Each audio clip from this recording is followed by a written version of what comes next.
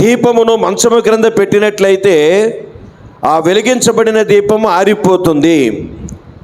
ప్రభునందు ప్రియులారా, వెలిగించబడిన దీపము వెలుగుతూ ఉండాలి అంటే దాన్ని మంచము కింద లేక కంచము లేక ఆ పాత్ర కింద పెట్టకూడదు అనే విషయం ప్రభువు చెబుతూ ఉన్నాడు. ఎందుకంటే ప్రభునందు ప్రియులారా, అది వెలుగుతూ ఉండాలంటే దానికి గాలి కావాలి. గాలిలో ఉన్న ఆక్సిజన్ తీసుకోవటం ద్వారా అది ఇంకా వెలగటానికి అవకాశం ఉంది. ఎప్పుడైతే దానికి గాలి తగలకుండా ఒక పాత్రతో మనము కప్పివేస్తామో అది వెంటనే ఆరిపోతుంది అనే విషయం మనందరికీ తెలుసు. అయితే ప్రభునందు ప్రియమైనటువంటి దేవుని బిడ్డలారా, ఇక్కడ దీపము అంటే ఏమిటి అనేది కనుక మనం ఆలోచన చేస్తే, నరుని ఆత్మ యెహోవా పెట్టిన దీపమని వాక్యములో సామెతల గ్రంథములో మనము చూస్తాం 20వ అధ్యాయములో 27వ వచనం. అయితే ప్రభునందు ప్రియులారా, నరుని ఆత్మ యెహోవా పెట్టిన దీపం అయితే ఆ యొక్క ఆత్మను దేవుడు వెలిగించాడు. చాలామందికి ప్రియులారా ఈ అనుభవం లేదు. చాలామందికి దేవుడు అంటే ఏంటో తెలియదు, జీవితం అంటే ఏంటో తెలియదు, నరకముందని పరలోకముందని ఎరుగరు. కానీ దేవుని యొక్క మహాకృపను బట్టి మన దీపాలు వెలిగించబడ్డాయి కాబట్టి మనకు ఆ విషయాలన్నీ కూడా అర్థమైనవి. కాబట్టి వెలిగించబడినటువంటి ఈ దీపములను మనం చాలా జాగ్రత్తగా కాపాడుకోవాలి. ప్రియులారా, దేవుడు వెలిగించిన ఆ దీపం మనము ఆరిపోకుండా మరి జాగ్రత్త తీసుకోవాలి. దేవుని స్తుతిస్తూ దావీదు అంటున్నాడు కదా, నా దీపమును వెలిగించువాడవు నీవే అని చెప్పి దావీదు మహారాజు ఆయన పాడుతూ ఉంటాడు. నా దీపమును వెలిగించువాడు వెలుగుగా చేయును, నా దీపమును వెలిగించువాడు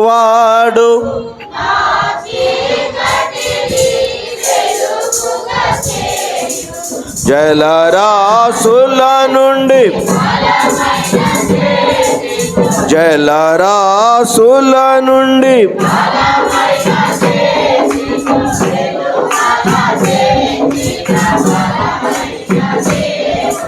వెలుపల చేర్చి బలమైన దేవుడు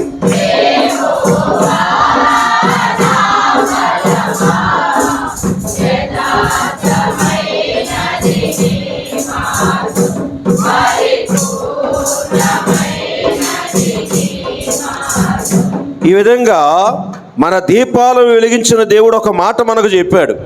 ఏం చెప్పాడంటే, లోకాసు వార్త 12:35లో మీ దీపములను వెలుగుచుండనియ్యుడని చెప్పాడు.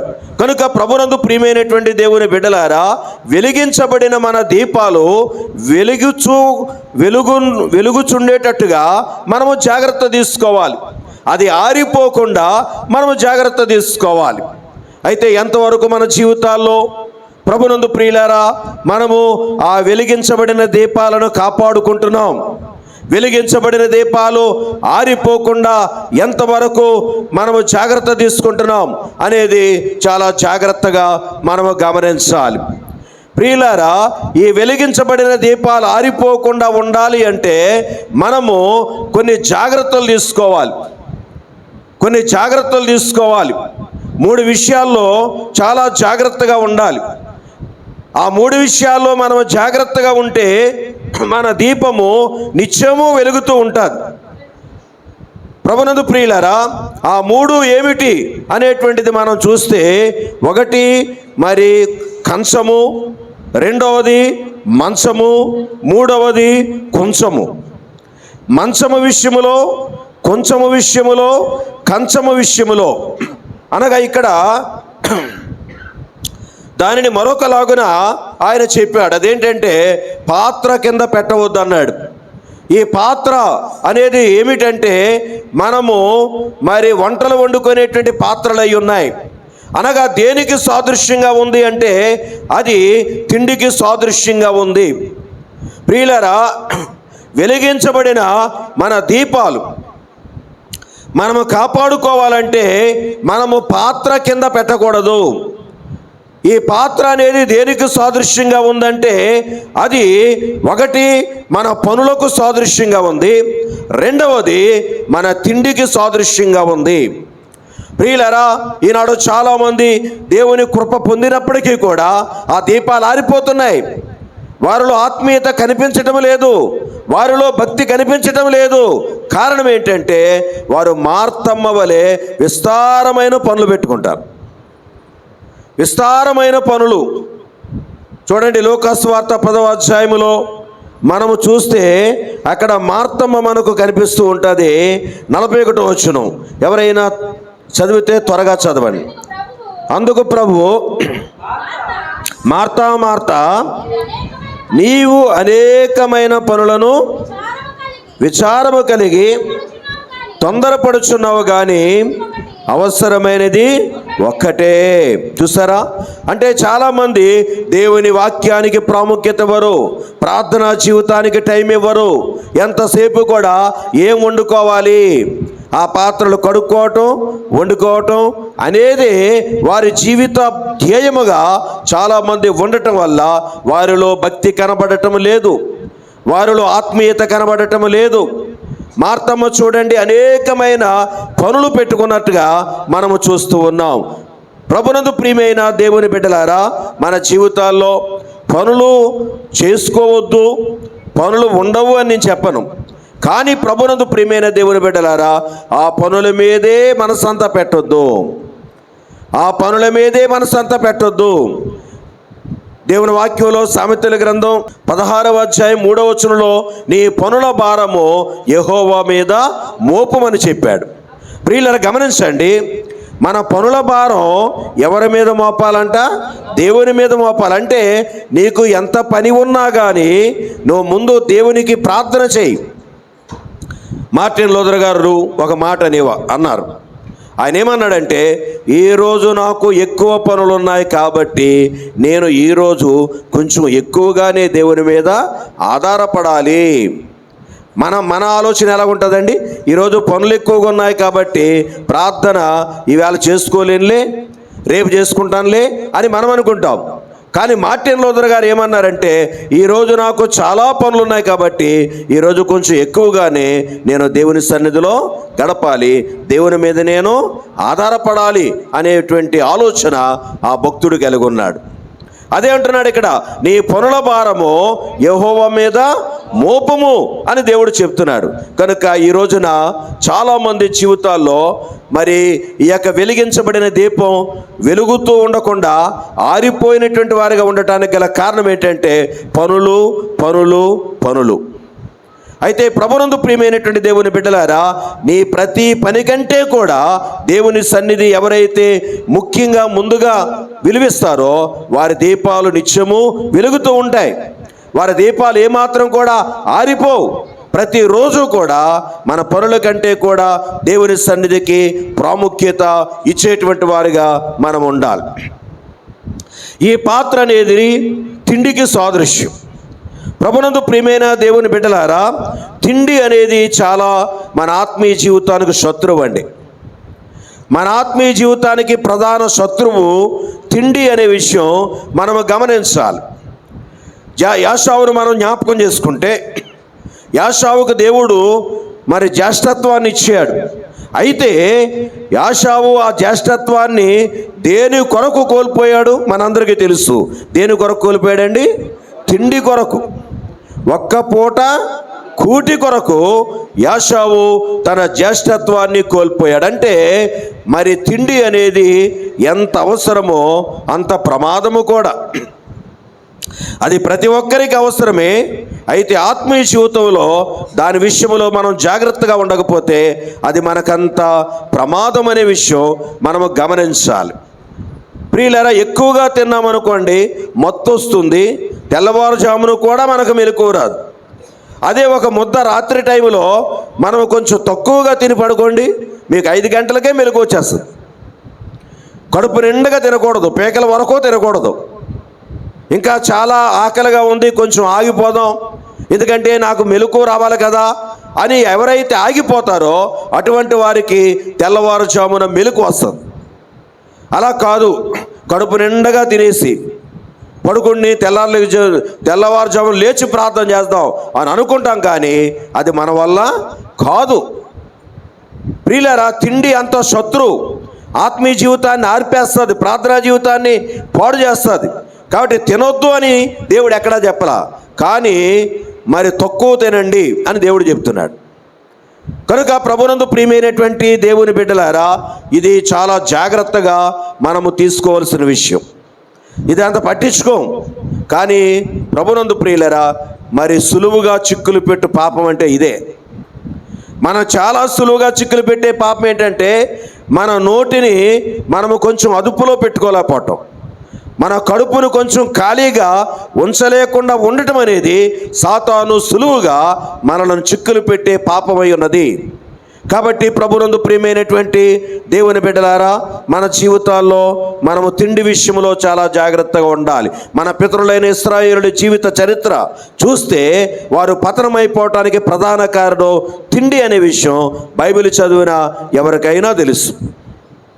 వాళ్ళ ఆత్మీయంగా అంతగా పతనమైపోవటానికి ఎంతసేపు కూడా తిండి మీద మనసు పెట్టేవారు. కడుపు నిండగా పేకల దాకా తినేటువంటి అలవాటు వారు చేసుకున్నందువలన వారి ఆత్మీయ జీవితాలు ఆరిపోయినాయి, వారి భక్తి జీవితం పాడైపోయింది. దేవుని యొక్క సన్నిధి సహవాసం వారు కోల్పోయినటువంటి అనుభవాలు పరిశుద్ధ గ్రంథములో మనకు కనిపిస్తూ ఉంటాయి. కనుక ప్రభునందు ప్రియమైన సంగమా, దేవుని బిడ్డ, నీ దీపం వెలిగించబడిన ఆ దీపం నువ్వు జాగ్రత్తగా కాపాడుకుంటున్నావా? ఇంకా నువ్వు దాన్ని మరి ఎక్కువ చేసుకుంటున్నావా? ఆత్మీయతను, దేవుడు నీకు ఇచ్చిన సహవాసాన్ని, దేవుడు నీకు ఇచ్చిన ధన్యతను నువ్వు కాపాడుకుంటున్నావా? లేకపోతే మరి తిండికే ప్రాముఖ్యత ఇచ్చేటువంటి వారిగా మనం ఉంటున్నామా అని మనం ఆలోచన చేసుకోవాలి. ఎందుకంటే సామెతల గ్రంథం 23వ అధ్యాయం 3వ వచనంలో అక్కడ అంటాడు, నీవు తిండిపోతునువైన ఎడల నీ గొంతుకు కత్తి పెట్టుకోమంటాడు. ప్రియులరా, మనం తిండిపోతులమైతే మన గొంతుకి మనమే ఏం పెట్టుకోవాలంటండి? కత్తి పెట్టుకోవాలి. ఎక్కువ తినటం వల్ల 2 ప్రమాదాలు ఉన్నాయి. ఒకటి, ముందు ఆత్మీయతను కోల్పోతాం, 2 అనారోగ్యాలు తెచ్చుకుంటాం. అసలు తినకపోయినా అనారోగ్యమే, ఎక్కువ తిన్నా అనారోగ్యమే. అయితే ప్రభునందు ప్రియమైనటువంటి దేవుని బిడ్డలారా, మన జీవితాల్లో మనము తిండి విషయంలో జాగ్రత్తగా తీసుకోకపోతే మన దీపాలు ఆరిపోతాయి. అటువంటి ఆ విషయంలో దేవుడు చెప్తున్నాడు. ఏమంటాడంటే, భక్తిహీనుల దీపాలు ఏమైపోతాయంట? ఆరిపోతాయి. ఏమైపోతాయి? భక్తిహీనుల దీపాలు ఆరిపోతాయి. అంటే మరి తగినంత ప్రార్థనా జీవితం లేని దీపాలు, తగినంత దేవునికి టైం ఇవ్వలేనటువంటి ఆ జీవితాలు భక్తిహీనమైన జీవితాలు, అటువంటి వారి దీపాలు ఆరిపోతాయని దేవుని వాక్యంలో మనము చూస్తూ ఉన్నాము. కనుక ప్రభునందు ప్రియమైనటువంటి దేవుని బిడ్డలారా, మరి మన ఆత్మీయ జీవితాన్ని కాపాడుకోవటానికి అప్పుడప్పుడు మనము తిండి తగ్గించాలి, ఉపవాసం ఉండాలి. మరి ఇక్కడ ఎంతమంది ఉపవాసం అలవాటు ఉందో నాకు తెలియట్లేదు. ప్రియులారా, మనం ఉపవాస ప్రార్థన పెట్టుకున్నాం. ఏదైనా భోజనాలు కూటం అంటే అందరూ వస్తాం, కానీ ఈరోజు మన మందిరంలో ఉపవాస కూటం అంటే ఆ కూటానికి ఎవరు రారు. అంటే వెలిగించబడిన దీపం అటువంటి వారందరూ కూడా ఈ కంచము కింద లేక పాత్ర కింద పెడుతున్నటువంటి వారితో సమానం. ప్రభునందు ప్రియులారా, ఉపవాసం అనేది నీ జీవితంలో అలవాటు చేసుకున్నావా? వారానికి 1 పూట అయినా నీ కడుపును ఖాళీగా ఉంచుతున్నావా? వారానికి 1 పూట అయినా నీ కడుపు కాల్చుకోకుండా నువ్వు భక్తిలో ఎదగలేవు. నీ ఆత్మీయ జీవితం ఆరిపోతుంది. దేవునిలో ఏమాత్రం కూడా బలమైన నమ్మకమైన విశ్వాసిగా ఉండలేవు. వారానికి కనీసం ప్రభునందు ప్రియులారా, 1 పూట అయినా లేకపోతే 2 పూటలైనా మన కడుపు కాలాలి. యేసు ప్రభుని మనం చూసినట్లయితే ఆయన మనకు ఉపవాసం యొక్క విలువ ఆయన చూపించాడు, ఆయన చేసి చూపించాడు. 40 దినములు ఆయన ఏమీయూ తినక అనే మాట అక్కడ వ్రాయబడింది. ప్రభునందు ప్రియులారా, మన జీవితంలో రాస్తున్నటువంటి దేవుని ఎదుట ఈరోజు నా కొరకు పలానా సహోదరి మరి భోజనం మానింది అనేటువంటి వ్రాత నీ గురించి ఎప్పుడైనా వ్రాయబడిందా? ఇదిగో ప్రతి వారము కూడా నా కొరకు ఈమె కడుపు కాల్చుకుంటుంది అని చెప్పి నీ గురించి నా గురించి దేవుడు వ్రాయకపోతే మన భక్తి ఫలించదు, మన భక్తిలో శక్తి ఉండదు. కనుక ప్రతి ఒక్కరూ కూడా ఉపవాస ప్రార్థనకు ప్రాముఖ్యత ఇవ్వాలి.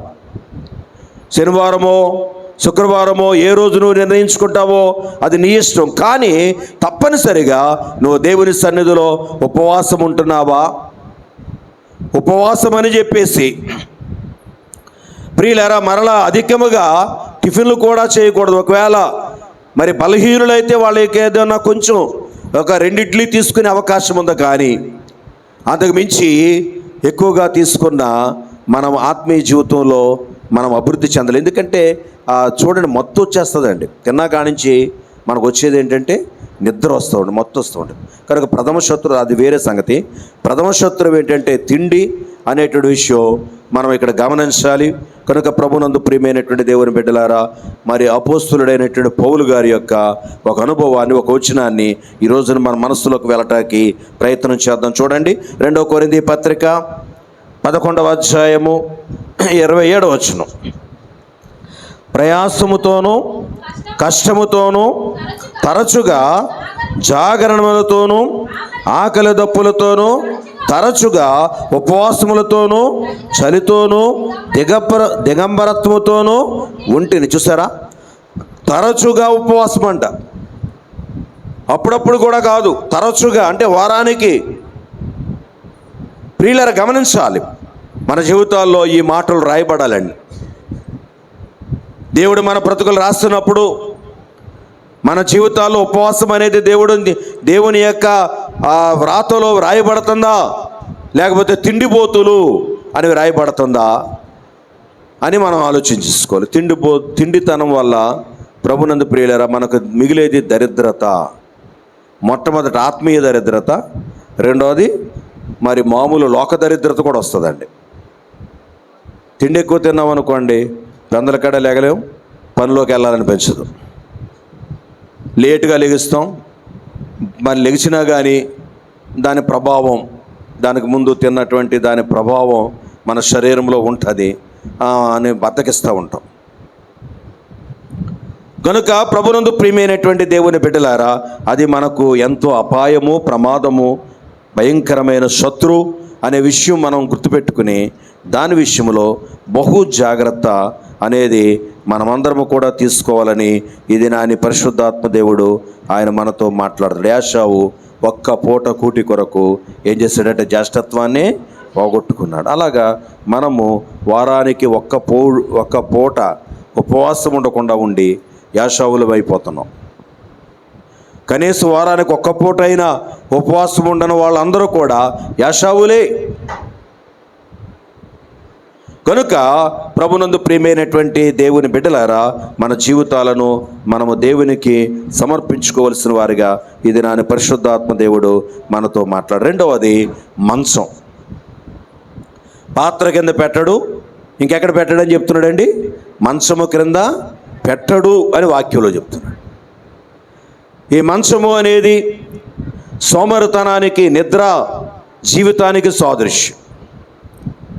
ప్రభునందు ప్రియులారా, మరి ఎవరైతే నిద్రాశక్తులుగా ఉంటారో, తగినంత మెలకువగలిగి ప్రార్థించలేని వారిగా ఉంటారో, అటువంటి వారి దీపాలు ఆరిపోక ఏమవుతాయండి? అటువంటి వారి భక్తి ఏమాత్రం ప్రయోజనకరంగా మారదు.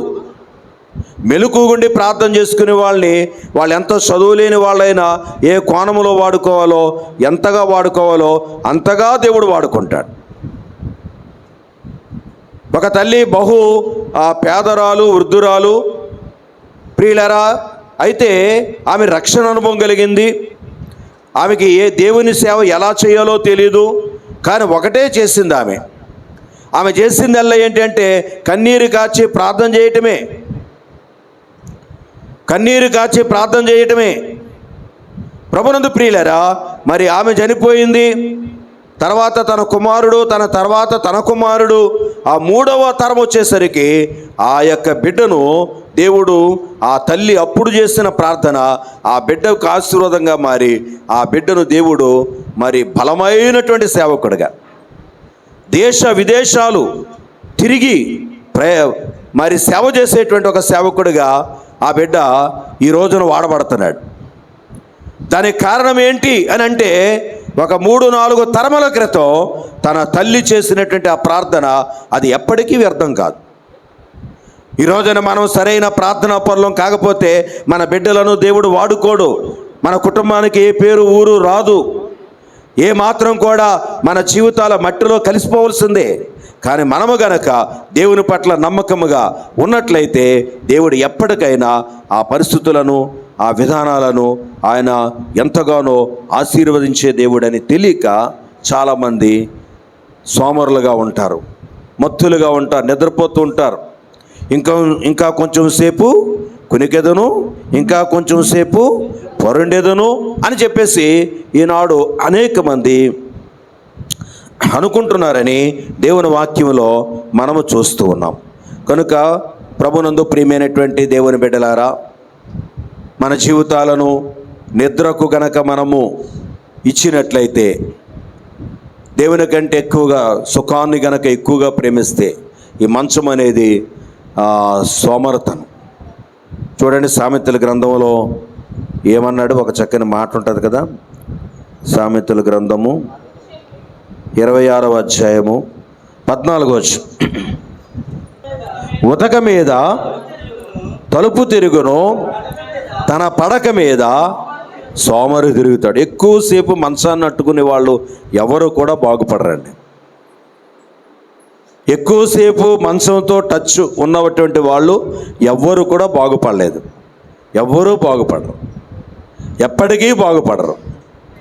దరిద్రత వారిని వెంబడిస్తుంది. మంచము మరి అవసరమే, మనందరికీ విశ్రాంతి అవసరం. నా ఆరోగ్యం ఉండాలంటే నిద్ర అవసరం. కానీ అది అంటున్నట్టుగా ముట్టనట్టుగా ఉండాలి. అంతేగాని మంచమే మనకు అడ్రస్ అయిపోతే 24 గంటల్లో ఒక 6 గంటలకు మించి మంచం మీద ఉండేటువంటి వాళ్ళు ఎవ్వరూ కూడా ప్రయోజకులు కారట. ఇది బాగా గుర్తుపెట్టుకోండి. ఒక 6 గంటల కంటే ఎక్కువ మంచం మీద ఉండేటువంటి వాళ్ళు ఎవ్వరూ కూడా వాళ్ళు ప్రయోజకులు కారు. ఆత్మీయంగా అయితే అసలే వారు అభివృద్ధి చెందలేరు. కనుక ప్రభునందు ప్రియమైన సహోదరి సహోదరుడా, మన జీవితాల్లో మరి మన రక్షణ ఆ దేవుడు వెలిగించిన దీపాన్ని మనం ఎక్కడ పెడుతున్నాం? మంచం కింద పెడుతున్నామా? నిద్రాశక్తులమై ఉంటున్నామా? సోమరి చీమల వద్దకు వెళ్ళి బుద్ధి తెచ్చుకోమంటాడు. కనుక మనము సోమరులుగా ఉండటం వల్ల మనం భక్తిహీనులమైపోతున్నాం, మన దీపాలు ఆర్పివేసుకుంటున్నాం. కనుక ఈ దినాన్ని పరిశుద్ధాత్మ దేవుడు ఒక హెచ్చరిక మనకిస్తున్నాడు. వెలిగించబడిన దీపం ఎక్కడ పెట్టకూడదు? పాత్ర కింద పెట్టకూడదు. రెండవది ఎక్కడ పెట్టకూడదు? ఆ మంచము కింద పెట్టకూడదు అని ఇక్కడ మనం చూస్తున్నాం. కనుక మన జీవితాల్లో ఈ పరిస్థితుల్లో ఉన్నామేమో, ఎవరికి వాళ్ళమే జాగ్రత్త తీసుకోవాలి. మీకు చెప్పడం వరకే దేవుని పని, సరి చేసుకోవటం మీ పని. కానీ మన జీవితాలను మనం సరి చేసుకోలేదనుకోండి, ఈ రోజున ఏదోలాగున రోజులు గడిచిపోతాయి. కానీ ఒక దినాన్ని మన ఆత్మ యుగయుగాలు తరతరాలు వేదన పడాలి, బాధపడాలి. అటువంటి పరిస్థితులు మనకు లేకుండా ఉండాలి అంటే, మనం దేవుని రాజ్యానికి సిద్ధపడాలి అంటే, మనము పాత్ర కింద పెట్టకూడదు. ఎక్కడ పెట్టకూడదు? మంచము క్రింద పెట్టకూడదని ఈ దినాన్ని దేవుడు మనతో మాట్లాడుతున్నాడు. ఉపవాస ప్రార్థన అనేది మనం నేర్చుకోవాలి. తర్వాత మెలకువగా ఉండి చేసే ప్రార్థన, నిద్రపోకుండా మెలకువగా ఉండి చేసేటువంటి ప్రార్థన. ఈ రెండు ఎంత ప్రమాదం అంటే చూడండి, లూకాసు సువార్త 21వ అధ్యాయము 34వ వచనం. ఒకవేళ లూకాసు సువార్త 21వ అధ్యాయము 34వ వచనం, మీ హృదయములు ఒకవేళ తిండి వలనను మత్తు వలనను ఐక విచారములను మందముగా ఉన్నందున ఆ దినము అకస్మాత్తుగా మీ మీదికి ఉరివచ్చినట్టు రాకుండా మీ విషయమై మీరు జాగ్రత్తగా ఉండండి అంటాడు. ఉరితో సమానం. ఉరి అనేది ఒక మనిషికి ఎంత అపాయమో ప్రమాదమో, నిద్ర తిండి అనేది కూడా అంతే అపాయం, అంతే ప్రమాదం. ఇది తెలుసుకున్న వాళ్ళే జ్ఞానము గలవాళ్ళు, ఇది తెలుసుకున్న వాళ్ళే ఆత్మీయులు. కనుక ప్రభునందు ప్రియమైనటువంటి దేవుని బిడ్డలారా, మన జీవితాల్లో తిండి తినొద్దని నేను చెప్పట్లేదు, తిండి తినాలి. నిద్రపోవద్దని నేను చెప్పట్లేదు, నిద్రపోవాలి. కానీ వాటికి తగిన టైం అనేది, లిమిట్ అనేది ఉండాలి. ఆ లిమిట్ మనమే పెట్టుకోవాలి. అప్పుడే మన ఆత్మ మరి వెలుగుతూ ఉంటుంది, మన దీపం ప్రకాశిస్తూ ఉంటుంది. బైబిల్ గ్రంథంలో మనము బాప్తిస్మిచ్చు యోహాను గురించి ఒక సాక్ష్యం వింటాం. ఏమిటది చెప్పండి? అతడు మండుచు ప్రకాశించుచున్న దీపమై ఉన్నాడని. ఎందుచేత? అతడు నిద్ర తక్కువ, అతడికి తిండి తక్కువ, అతడు ఉపవాసాలు ప్రార్థన చేసేవాడు. మత్తుగా నిద్రపోవటానికి అవకాశం లేదు, ఎందుకంటే తిండి లేదు. తిండి తినేవాడు కాదు, ఏదో బ్రతకడానికి ఏదో కొంచెం లిమిట్గా తీసుకునేవాడు.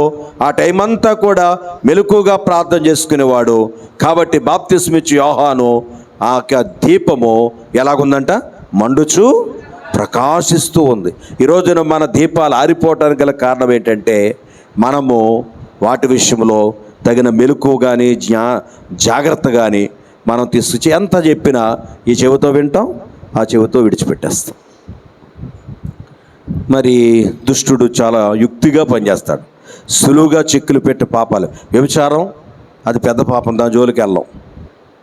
నరహత్య దాన్ని కూడా మనం పెద్ద పాపం కింద లెక్కేసి దాని జోలికి వెళ్ళాం. కాబట్టి మనకు వాటి విషయంలో కాకుండా మనలను సాతాను సులువుగా చిక్కులు పెట్టే పాపాలు ఏంటంటే, ఇంకొంచెం ముద్ద తిను, ఇంకొంచెం సేపు పడుకో అని చెప్పేసి సులువుగా సాతాను మనలను పాడు చేస్తూ ఉంటే, మనము సాతాను శక్తియుక్తులు మనము గ్రహించక అజ్ఞానంగా మనము సాతానుకు లొంగిపోయి మన ఆత్మీయ జీవితాలను యాషావులాగా పతనం చేసుకుంటున్నామేమో ఒక్కసారి దినాన్ని ప్రతి ఒక్కరము కూడా పరిశీలన చేసుకోవాలి.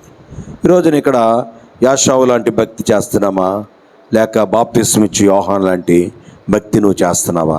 నీకు నువ్వే పరిశీలన చేసుకో. నీ ఆత్మీయ జీవితాన్ని కాపాడుకుంటున్నావా? ప్రకాశించే ఆత్మీయతగా నీ భక్తి ఉంటుందా? చూడండి, దీపము వెలిగించబడిన తర్వాత అది దీపస్తంభం మీద పెట్టాలట. ఎక్కడ పెట్టాలండి అమ్మా చెప్పాలి? పాత్ర కింద పెట్టకూడదు, ఇంకెక్కడ పెట్టకూడదు, మంచం కింద పెట్టకూడదు. కానీ ఎక్కడ పెట్టాలి? దీపస్తంభం మీద పెట్టాలి. దీపస్తంభం అంటే ఏంటండి?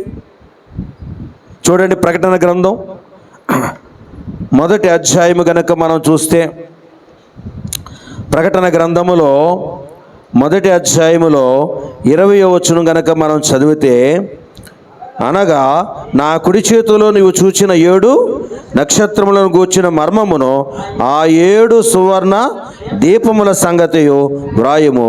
ఆ 7 నక్షత్రములు 7 సంఘములకు దూతలు, ఆ 7 దీపస్తంభములు 7 సంఘములు.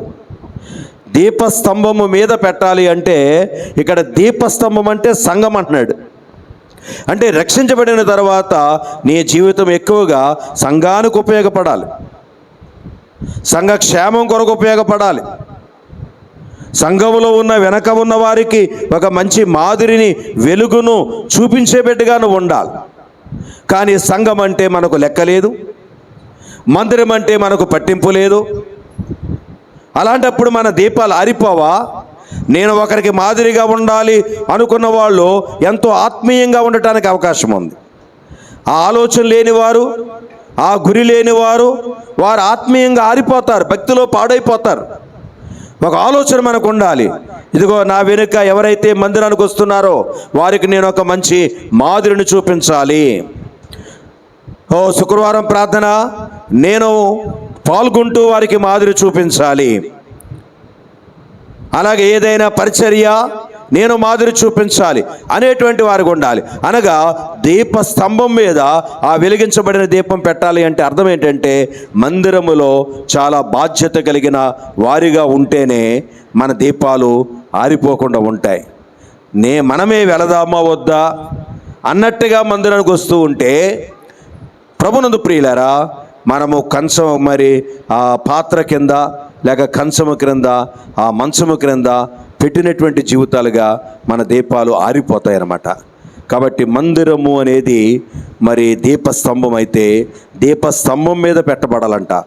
మన రక్షణ అనుభవం అనేది మనము ఏదో ఇంట్లో బాగా నేను సుఖంగా ఉంటాను సౌఖ్యంగా ఉంటానని కాదు, కానీ మరి దేవుని సేవ జరుగుతుంది కదా, ఒక సంఘము నాకు ఇచ్చాడు కదా, ఆ సంఘం అభివృద్ధి అవ్వాలి కదా, ఆ సంఘం కొరకు నేను ఏం చేయాలి, ఆ సంఘ క్షేమం కొరకు నేను ఉపవాసం ఉండాలి కదా, ఆ సంఘ అభివృద్ధి కొరకు నా శరీరము నలగొట్టాలి కదా, మోకాళ్ళ మీద ఉండాలి కదా, కష్టపడాలి కదా, ఎవరైనా ఇంటికి వెళ్ళాలి కదా, వారితో మాట్లాడాలి కదా అనేటువంటి ఆ పనిలో ఉన్నటువంటి వారి అంతకంతకు కూడా చూడండి, ఒక పనిముట్టు ఉందనుకోండి, దాన్ని వాడకుండా మూలన పడేయండి, అదేమవుతుంది మనందరికీ తెలుసు.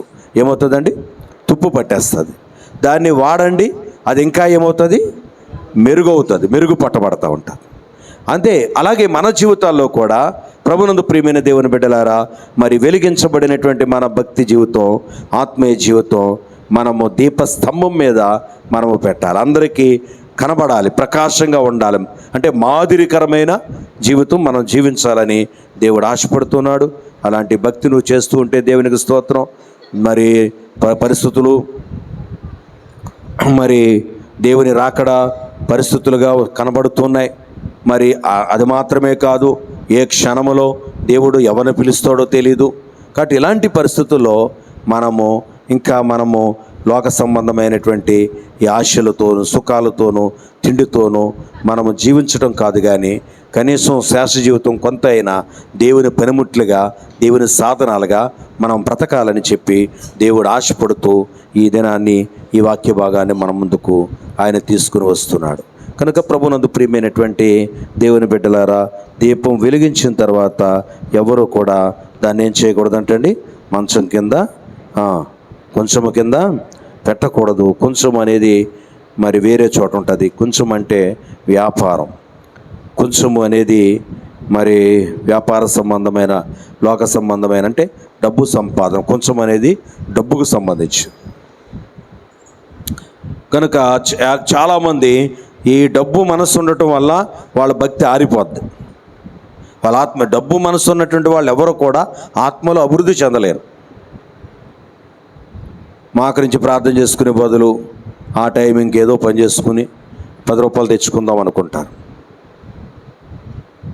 అలాగా డబ్బు మనసు ఉన్నటువంటి వాళ్ళు ఎవరో కూడా దేవునిలో అభివృద్ధి చెందలేరు, ఆత్మీయంగా వర్ధిల్లలేరు. కనుక ప్రభునందు ప్రియమైనటువంటి దేవుని బిడ్డలారా, మనము ఇక్కడ ఉన్నటువంటి 2 విషయాలు ఏంటంటే, 1 పాత్ర, అది తిండికి సాదృశ్యం.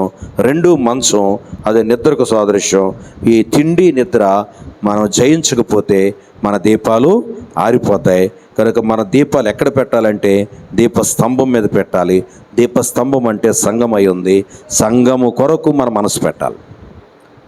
సంఘ అభివృద్ధి కొరకు ప్రాకులాడేవారే భక్తులు ఉంటారు. మేము ఒక ఉదాహరణ చెప్పనా, మా ఆత్మీయ తండ్రి అబ్రహామయ్య గారి దగ్గర మేము 12 మంది రక్షింపబడ్డాం. 12 మంది మేము రక్షించబడ్డాం. 12 మంది రక్షించబడిన తర్వాత ఈ రోజుకి ఎంతమంది దేవునిలో ఉన్నామంటే 4 ఉన్నాం. కనుమ 8 ఏమయ్యారంటే వారు లోకంలో కలిసిపోయారు. మంచి మంచి ఉద్యోగాలు చేసుకుంటూ చక్కగా ఉంటూ అలాగా మెల్లమెల్లగా పూర్తిగా వారు లోకస్తులు అయిపోయారు.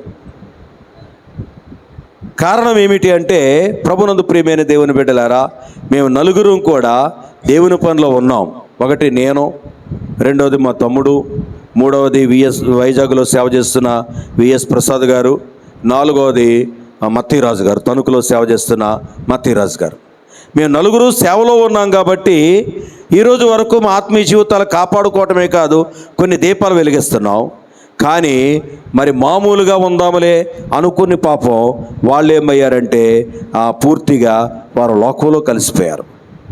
కనుక ప్రభునందు ప్రియమైనటువంటి దేవుని బిడ్డలారా, దేవుని సేవ కొరకు మరి ఎవరైతే ప్రయాసపడతారో వారి దీపాలే వెలుగుతూ ఉంటాయి తప్ప అసలు ఆదివారం ఆరాధన అయిపోయిన తర్వాత ఇక దేవుడికి నాకు అసలు సంబంధమే లేదు, మళ్ళీ ఆదివారం వరకు అనుకునేటువంటి వారు, అనుకుంటామంటే అలాగ అనుకోకపోవచ్చు, కానీ అలా బ్రతికేటువంటి వారి యొక్క ఆత్మీయ జీవితాలు ఏమాత్రం కూడా అవి ప్రకాశించటానికి అవకాశం ఉండదు.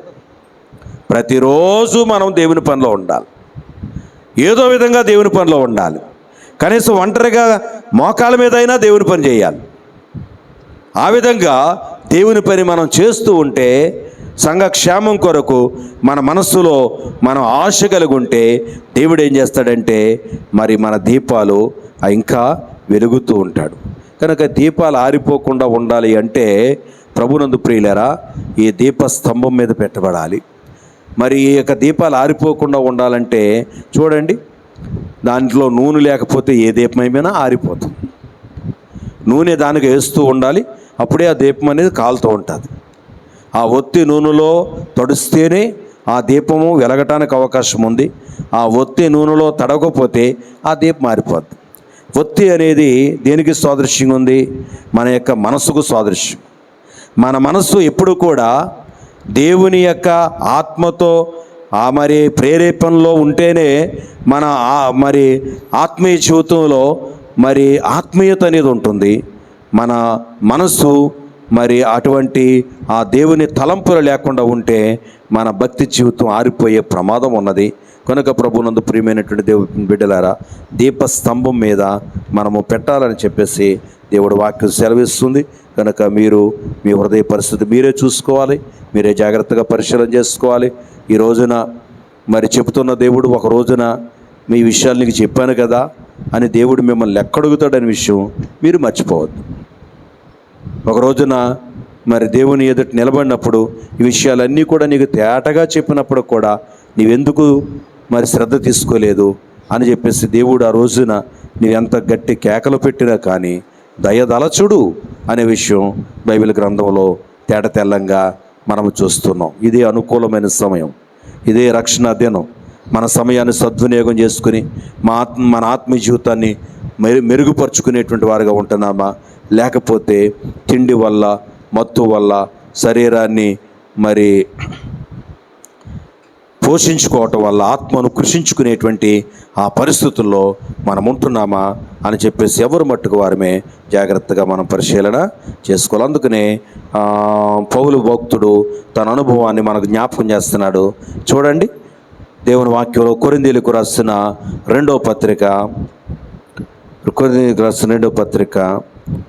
4వ అధ్యాయం 16వ వచనంలో, కావున మేము అధైర్యపడము, మా బాహ్య పురుషుడు కృషించుచున్నాను, ఆంతర్య పురుషుడు దినదినము. చూడండి, శరీరము కృషించినప్పుడే ఆత్మ బలపడుతుంది.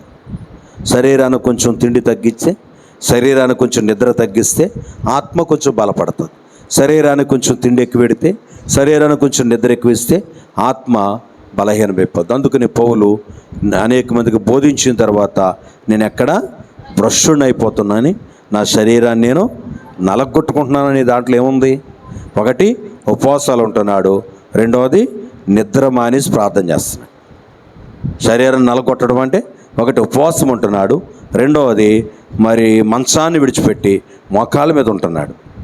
ఈ రోజున మరి మొర్ర పెట్టవలసిన మనం గుర్ర పెడుతూ ఉంటే మన దీపాలు ఆరిపోక ఏమవుతాయి? కాబట్టి ప్రతి ఒక్కరూ కూడా మీకు మీరే బోధించుకోండి, మీ మనసుకు మీరే హెచ్చరిక చేసుకోండి, మీకు మీరే ఒక ఆలోచనలోకి రండి, ఒక తలంపులోకి రండి. ఇక నుంచి అయినా దీపాలు వెలిగేటట్టు అనేక మందికి ఆశీర్వాదకరంగా దీపస్తంభం మీద పెట్టబడిన దీపం ఆ చుట్టూ ఉన్న చీకటిని తరిమి కొట్టినట్టు మనం కూడా మన గృహంలో ఇంకా మారు మనసు లేని వారిలో ఉన్న ఆ పాపాన్ని తొలగించగలిగిన దీపాలుగా మనం ఉండాలి. మన ఇంట్లో మన బంధువుల్లో ఇంకెవరైనా లోకము అనే చీకటిలో ఉంటే వారిలో నుంచి ఆ చీకటిని తొలగించగలిగిన దీపాలుగా మన జీవితాలు ఉండాలని దేవుడు ఆశపడుతున్నాడు. అలా ఉంటే దేవునికి స్తోత్రం. లేకపోతే పశ్చాత్తాపడి, ప్రభా నిజమే నాయన, నేను తిండిపోతునయ్యాను, నేను నాయన మరి నిద్రపోతునయ్యాను. భయంకరమైన పరిస్థితులు, 7 పోతులు ఉంటాయండి. తిండిపోతూ, నిద్రపోతూ, తర్వాత తిరుగుబోతూ, వగరబోతు అంటే ఎక్కువ మాట్లాడతారన్నమాట. ఎక్కువ ఇంకా వాళ్ళ నోటికి పులిస్ స్టాప్ ఉండదు, ఏదో వాగుతూనే ఉంటారు. ఇప్పుడు ఇలాగ 7 పోతులు ఉన్నాయట. కనుక ప్రభునందు ప్రియులమైన దేవుని బిడ్డలారా, మన జీవితాల్లో మనము తిండిపోతులం కాకుండా, నిద్రపోతులం కాకుండా, మరి పరిశుద్ధాత్మ దేవుడు మనతో మాట్లాడుతున్న మాట, యోనాతో ఓడ నావికుడు అన్నాడు, ఓయి నిద్రపోతా లేచి నీ దేవునికి ప్రార్థన చేయన్నాడు. కనుక మనం కూడా మరి పరిశుద్ధాత్మ దేవుడు నాతో మాట్లాడుతున్నాడు అని గ్రహించుకుని మనము లేచి ప్రార్థించి మన దీపాలు మరి కాపాడుకోవటానికి పరిశుద్ధాత్మ దేవుడు సహాయం చేయనుగాక. ప్రార్థన చేసుకుందాం. ప్రతి ఒక్కరము కూడా దేవుని సన్నిధిలో ప్రార్థన చేసుకుందాం. ఒక్క మాట అయినా ప్రార్థన చేస్తారా? ఒక్క మాట కూడా దేవుడు మీతో మాట్లాడలేదా? దేవుడు మీతో మాట్లాడినట్టు అనిపించలేదా? ఒక్క మాట కూడా దయచేసి ఒక్క మాట అయినా ప్రార్థన చేయండి. ప్రభా, అయ్యా ఈ దినాన్ని నాతో మాట్లాడారు. వెలిగించబడిన దీపం మంచం కింద పెట్టకూడదు, పాత్ర కింద పెట్టకూడదయ్యా, అదే దీపస్తంభం మీదే పెట్టాలన్నావు తండ్రి. నాయన అనేక మందికి ఆశీర్వాదకరంగా ఉండాలి, అనేక మందికి దీవెనకరంగా ఉండాలి, అనేక మందికి మాదిరికరంగా ఉండాలని నాయన నన్ను గురించి నువ్వు ఆశపడుతున్నావా ప్రభా? అయ్యో ఇంతవరకు నాయన నేను సోమరపోతునైపోయి సన్నిధి కాంతిండి ప్రతి ఒక్క బిడ్డకు నాయన సమృద్ధిగా మీరు అనుగ్రహించవలసిందిగా నీ పవిత్ర పాదాల దగ్గర ప్రార్థన చేసుకుంటున్నాం. ప్రభువా నీకు స్తోత్రాలు. నాయన విత్తబడిన మాటలు దుష్టుడు ఎత్తుకెళ్లకుండా సహాయం చేయమని మా ప్రభువును రక్షకుడినైన యేసుక్రీస్తు నామమున ప్రార్థిస్తూ ఉన్నాము తండ్రి. ఆమేన్.